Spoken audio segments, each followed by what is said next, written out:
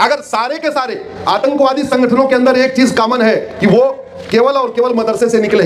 अगर आप गूगल करिए डेजिग्नेटेड टेररिस्ट ग्रुप, आपको 60 आतंकवादी संगठनों की लिस्ट मिल जाएगी।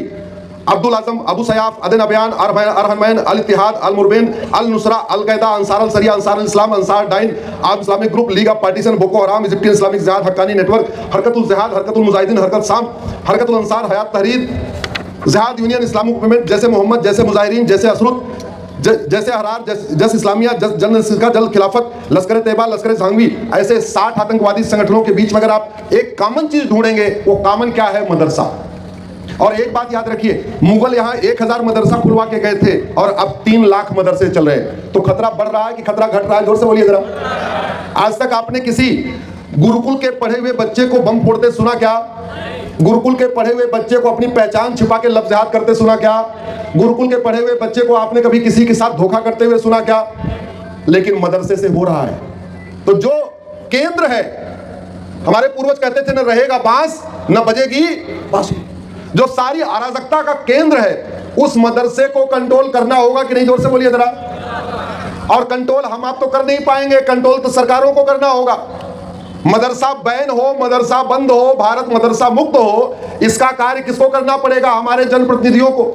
आपके सांसद, विधायक, मंत्री ने कभी भारत में मदरसा बंद हो और भारत की गुरुकुल वैदिक शिक्षा व्यवस्था लागू हो, इसके लिए आवाज उठाई क्या? जोर से बोलिए।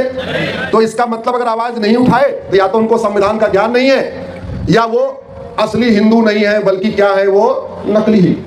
तो नकली हिंदुओं को जगाना है, भारत की गुलामी की शिक्षा को बदलवाना है, भारतीय शिक्षा को लागू कराना है। और भारतीय शिक्षा को लागू कराने के लिए हम सब लोगों को मिलकर आवाज उठाना है कि गुलामी की शिक्षा व्यवस्था बदले और हमारी जो पौराणिक प्राचीन गुरुकुल वैदिक शिक्षा व्यवस्था थी वो लागू हो। अब कुछ लोग कहेंगे अरे गुरुकुल वैदिक शिक्षा व्यवस्था का मतलब तो केवल मंत्र होता है। तो आपको बता दूं, हमारी जो वैदिक गुरुकुल शिक्षा व्यवस्था थी उसको चीन ने अपनाया, विश्व महाशक्ति बन गया। हमारी वैदिक गुरुकुल शिक्षा व्यवस्था को जापान ने अपनाया, विश्व महाशक्ति बन गया। हमारी वैदिक गुरुकुल शिक्षा व्यवस्था में स्किल पे फोकस किया हुआ था, बाकी चीजों पे कम फोकस किया हुआ था। हमारी वैदिक गुरुकुल शिक्षा व्यवस्था डेनमार्क में चल रही है, जापान में चल रही है, दुनिया के कई देशों में चल रही है। हमारे यहाँ कॉन्वेंट चल रहा है, मॉन्टेसरी चल रहा है, मिशनरी चल रहा है, विदेशी गुलामी की शिक्षा चल रही है। हमारी शिक्षा जिस दिन लागू हो जाएगी, 5 साल के अंदर भारत का परिवर्तन हो जाएगा। हमारी जो गुरुकुल वैदिक शिक्षा व्यवस्था थी, बाकायदा स्किल बेस्ड थी।